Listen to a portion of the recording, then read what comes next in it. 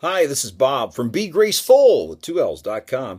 Wanted to share with you in a little Bible study devotional tonight a really exciting passage.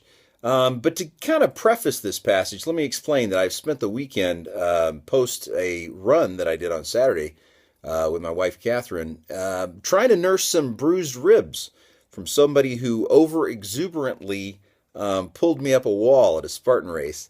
And I must say they did a great job, but they were kind of overeager, I guess I might say. And that's how some people spend their life with Christ, a little bit overeager to meet expectations that they think God has on them.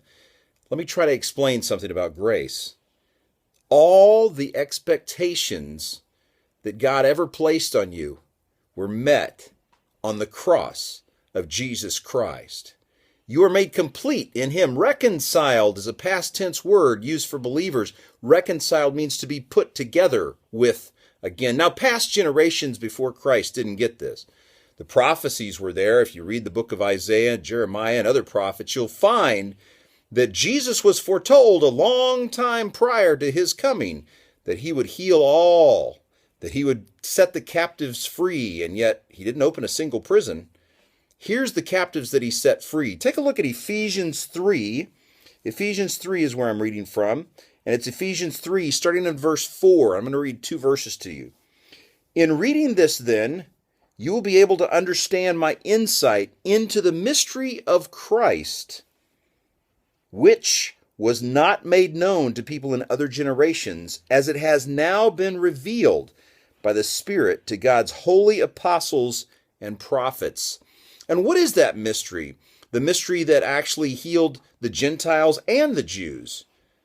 That mystery is this. Once in Christ, once believing, once having faith, you are no longer under the law. Now, many Christians will say, oh, yes, yes, Brother Bob, I agree. Yes, yes, yes, I agree. We're no longer under the law. Okay, well then let's put that to a test, shall we? Let's say that we are no longer under the law. So if we're no longer under the law, why can we not allow everyone equally into our churches?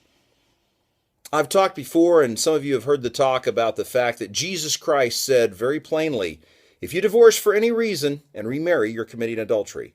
That's in Luke chapter 7. My point to that is this. Jesus was very plain about that. Yet He didn't say anything about homosexuality. We allow adulterers in our church by the definition of Jesus Christ, and yet we do not allow homosexual couples. Why is that? There's more about the mystery of Jesus Christ, and you can find it at BeGraceful.com. I can tell you that on the site, the passages and the section that really set me free when I was in my second counseling treatment center is under Let the Journey Begin. There's 7 simple questions and verses. And I challenge you to go there at BeGraceful.com with 2 L's, BeGraceful.com with 2 L's, and go to Let the Journey Begin. And let the journey begin. Let the mystery of Christ begin to unfold.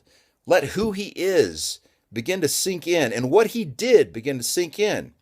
Because you see, unlike my friend who overexuberantly pulled me up a wall and bruised my ribs, when you trust in Christ and you understand that all the expectations have been met, you can calmly and peacefully be at rest. Why? Because of this. Because all of your past has been forgiven and forgotten.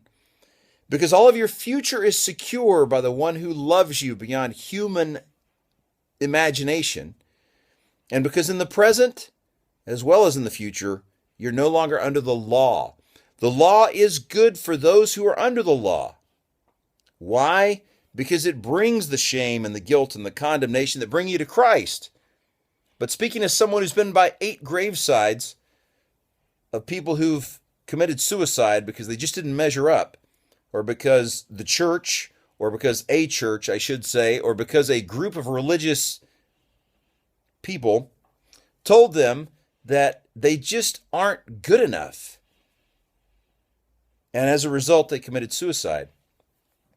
Speaking as someone who's been by those gravesides, Speaking as someone who's seen a mother whose 16-year-old son committed suicide because he was gay and because he was told by a minister, no less, that he was going to fight this his whole life, that he would never be able to rise above it, that this would constantly be a pain and a challenge for him, but he must rise above it.